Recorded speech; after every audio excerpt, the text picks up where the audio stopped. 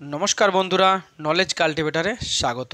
আমি সুদীপ ঘোষ শুরু করছি ক্লাস, যেখানে পড়ার সাথে হাসি ফ্রি। আমরা জানি আরজিকর মেডিকেল কলেজের যে নারকীয় হত্যাকাণ্ড ঘটেছে তার তদন্ত করছে সিবিআই। আর এই সিবিআই যে সমস্ত সন্দেহজনক ব্যক্তি আছে বা যে অ্যাকিউজড আছে তার পলিগ্রাফ টেস্ট করাতে যায়, সে সত্য কথা বলছে না মিথ্যা কথা বলছে সেটা জানার জন্য। আর সেই নিয়ে কিন্তু বেশ কয়েকদিন ধরে আমাদের সংবাদ মাধ্যমে এই পলিগ্রাফ টেস্ট এই কথাটি আমরা শুনতে পাচ্ছি। তো আজকের ভিডিওতে আমরা দেখে নেব এই পলিগ্রাফ টেস্ট, তার সাথে আরও একটি টেস্ট আছে যা হলো নার্কো অ্যানালাইসিস টেস্ট। এই দুটি টেস্ট সম্পর্কে আমরা দেখে নেব। তো এই ভিডিওতে এই নার্কো অ্যানালাইসিস টেস্ট বা এই পলিগ্রাফ টেস্ট কেন শিরোনামে এসছে, নার্কো অ্যানালাইসিস টেস্ট বা পলিগ্রাফ টেস্ট কী, তাই পলিগ্রাফ টেস্ট সম্পর্কে জেনে নেব, নার্কো অ্যানালাইসিস টেস্ট সম্পর্কে জেনে নেব, তাদের অ্যাডভান্টেজ জেনে নেব, এমনকি এই দুইটি টেস্টের যে লিমিটেশন আছে তাও কিন্তু জেনে নেব। ভিডিওটি ভালো করে দেখুন, আর ভিডিও শেষে আপনার মতামত থাকলে অবশ্যই কমেন্ট বক্সে জানাবেন। তো ভিডিও শুরু করার আগে আরও একবার আরজিকর কাণ্ডের বিচার চাই, উই ওয়ান্ট জাস্টিস। তো আজকের video polygraph test and narco analysis test. কলকাতার আরজিকর মেডিকেল কলেজ হসপিটালে যে নারকীয় হত্যাকাণ্ড ঘটেছে, যেখানে একজন লেডি জুনিয়র ডাক্তারকে ধর্ষণ করে খুন করা হয়েছে, আর তার প্রতিবাদে কিন্তু উত্তাল গোটা দেশ, গোটা রাজ্য এবং রাজ্যের বিভিন্ন জায়গায় কিন্তু সাধারণ মানুষ এর প্রতিবাদ করছে। শুধুই মানুষ দেখছে খবরের কাগজে বা নিউজ মাধ্যমের পর্দায় যে এই তদন্তকাণ্ডের যে ইনভেস্টিগেশন চলছে বা তদন্ত চলছে তার কতটা কি হলো, সেখানেই তারা শুনতে পাচ্ছে এই পলিগ্রাফ টেস্ট, যেখানে এই তদন্তকারী সংস্থা সিবিআই তারা হাইকোর্টে বলেছে বা সুপ্রিম কোর্টে বলেছে, এমনকি শিয়ালদা কোর্টে বলেছে যে মেন অ্যাকিউজড আর যারা সাসপেক্টেড পার্সন আছে তাদের তারা পলিগ্রাফ টেস্ট করাতে চায়। এখন পলিগ্রাফ টেস্ট কি? পলিগ্রাফ টেস্ট এই কারণেই তারা করাতে চায় যাতে তারা যে ইনফরমেশন দিচ্ছে, যে স্টেটমেন্ট দিচ্ছে, সেখানে কোনো মিথ্যা আছে কিনা বা লাই ডিটেকশন করার জন্য তারা কিন্তু এই পলিগ্রাফ টেস্ট করতে চায়। অর্থাৎ পলিগ্রাফ টেস্ট হচ্ছে এক প্রকারের লাই ডিটেকশন টেস্ট। আমরা এখন এই লাই ডিটেকশন টেস্ট দেখে নেব। মিথ্যা কথা বলছে কিনা সেটা যে ধরা বা পরীক্ষা করার যে টেস্ট, সে হচ্ছে লাই ডিটেকশন টেস্ট।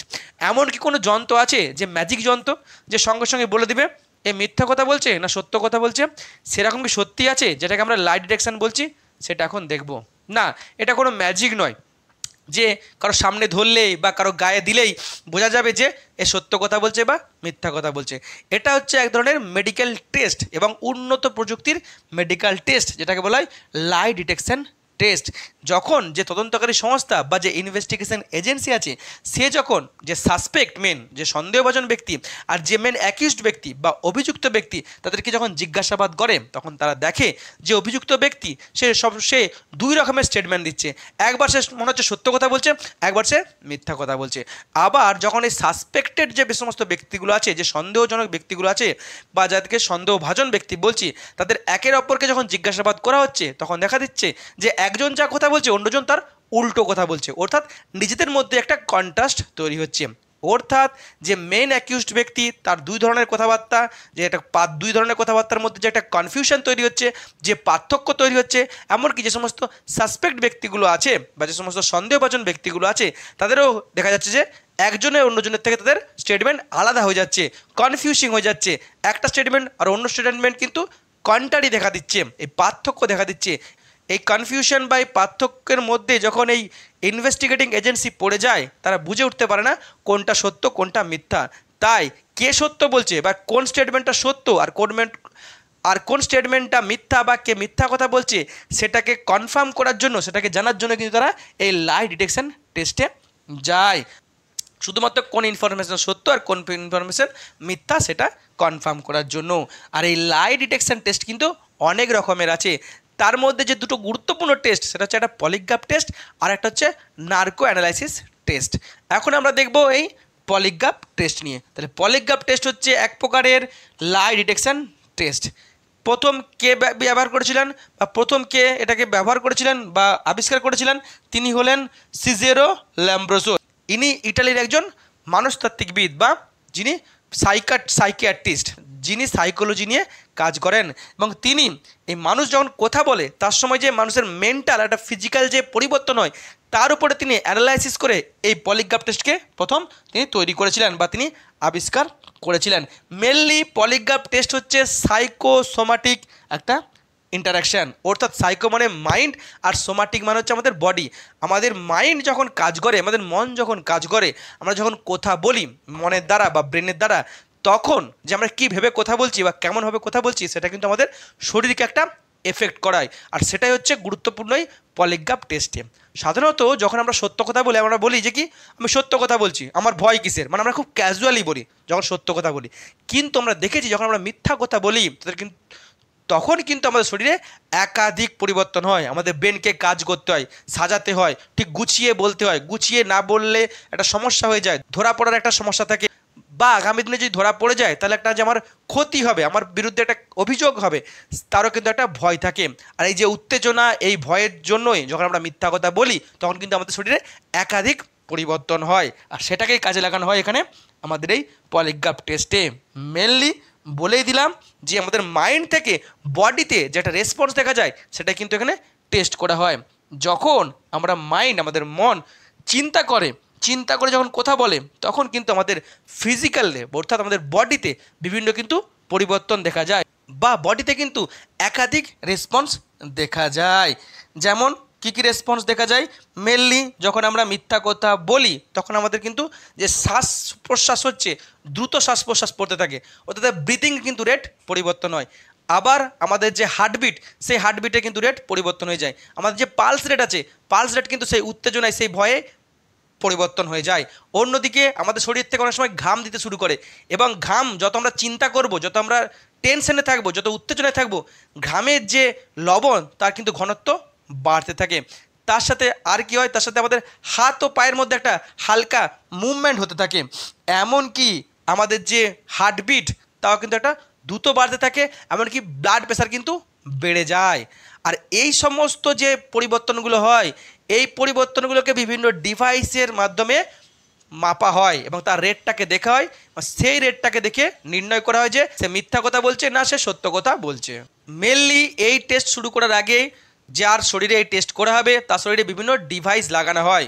তার নাকে ডিভাইস লাগানো হয়, তার যে ব্রাথ রেট সেটা দেখানোর জন্য বুকে বা চেস্টে ডিভাইস লাগানো হয়, হাতের আঙুলে, পায়ে ডিভাইস লাগানো হয়। যেমন আমাদের অনেক সময় ইসিজি করার সময় যেমন ডিভাইস লাগানো হয়, সেরকম একাধিক কিন্তু ডিভাইস লাগানো হয়। এবার এই ডিভাইস লাগানোর পরে কিন্তু এই টেস্টকে শুরু করা হয়।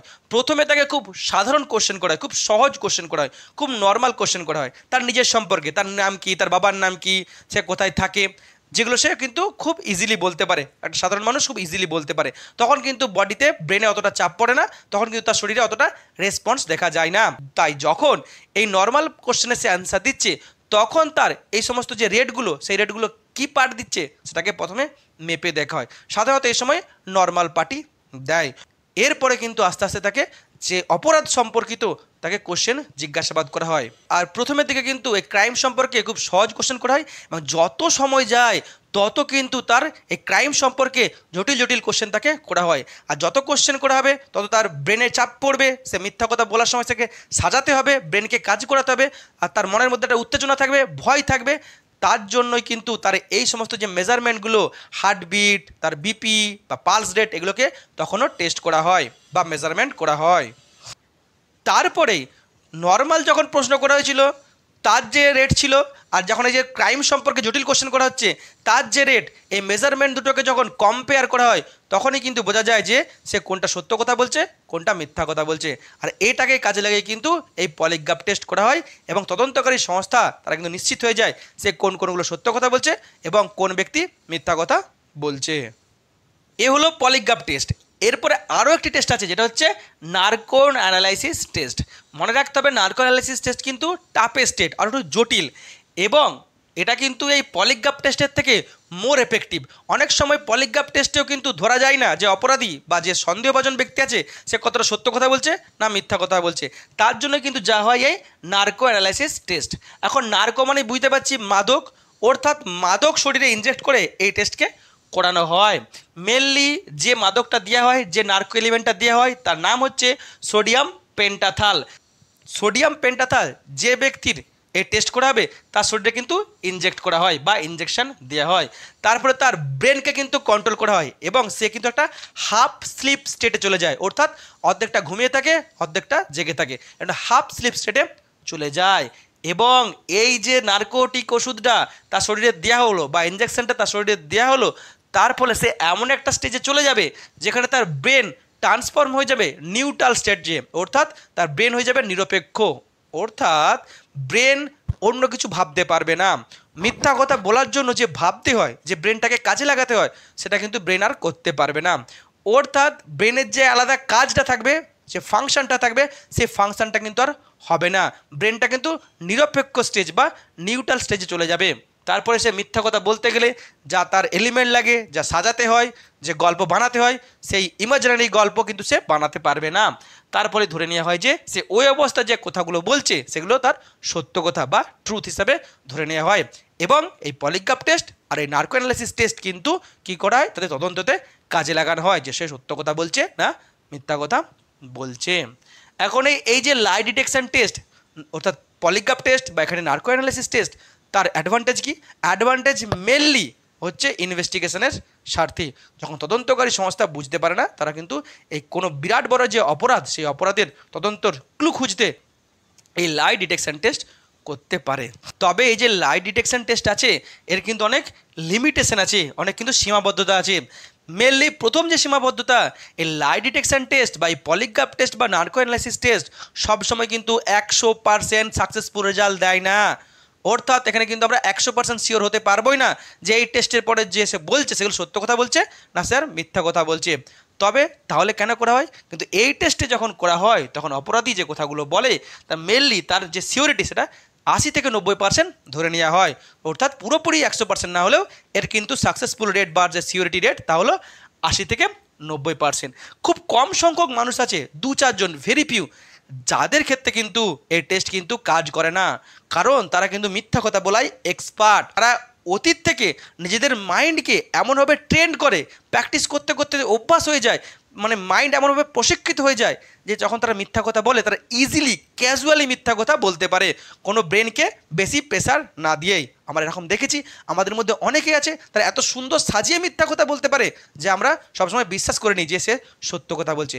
সেই সমস্ত কিছু লোক আছে যারা মিথ্যা কথা বলার সময় খুব ক্যাজুয়ালি মিথ্যা কথা বলতে পারে এবং খুব মাইন্ডকে এমন ট্রেন করেছে যে মিথ্যা কথা বলার সময় ব্রেনে কিন্তু বেশি চাপ পড়ে না, ব্রেনকে বেশি কিন্তু কাজ করতে হয় না।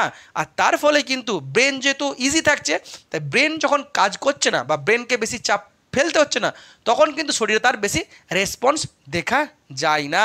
তাই ওই 2-4 জন ব্যক্তির ক্ষেত্রে কিন্তু এই নার্কো অ্যানালাইসিস টেস্ট বা এই যে পলিগ্রাফ টেস্ট খুব একটা কার্যকর হয় না। অর্থাৎ তারা ইজিলি যেমন বলে দেয় সেরকমই কথা বলে, তাই ধরা খুব অসম্ভব হয়ে পড়ে যে সে তারা সত্য কথা কখন বলছে কখন মিথ্যা কথা বলছে। কিন্তু মাথায় রাখতে হবে খুব কম সংখ্যক লোকের ক্ষেত্রে কিন্তু এগুলো হয়। নেক্সট কি? নেক্সট হচ্ছে এই যে পলিগ্রাফ টেস্ট করতে হবে, দেখছি আমরা যে পলিগ্রাফ টেস্ট করার জন্য আদালতের পারমিশন নিচ্ছে। হ্যাঁ, আদালতের পারমিশন ছাড়া কিন্তু কোনো ব্যক্তির এরকম লাই ডিটেকশন টেস্ট করা যায় না। এটা আমাদের সংবিধানের যে ফান্ডামেন্টাল রাইট আছে অর্থাৎ মৌলিক অধিকার, সেখানে রাইট টু প্রাইভেসির মধ্যে পড়ে যে কোনো কোর্টের অনুমতি ছাড়া কোনো ব্যক্তির রক্তের নমুনা নেওয়া যাবে না, তার ডিএনএ টেস্ট করা যাবে না, ফিঙ্গারপ্রিন্টের টেস্ট করা যাবে না, সেরকমই কিন্তু এই পলিগ্রাফ টেস্ট করা যাবে না বা নার্কো অ্যানালাইসিস টেস্ট করা যাবে না। তার সিবিআই কিন্তু বারবার কোর্টের কাছে পারমিশন চাইছে যে আমি এই সন্দেহভাজন ব্যক্তি আর এই সাসপেক্টেড আর এই অভিযুক্ত ব্যক্তির আমরা লাই ডিটেকশন করতে চাই বা পলিগ্রাফ টেস্ট করতে চাই। অন্যদিকে আর কি, যখন কোনো ব্যক্তির পলিগ্রাফ টেস্ট করা হবে অবশ্যই তার এবং বা তার পরিবারের বা তার যে লয়ার আছে তার কিন্তু কনসেন্ট নিতে হবে, অনুমতি ছাড়া কিন্তু করা যায় না।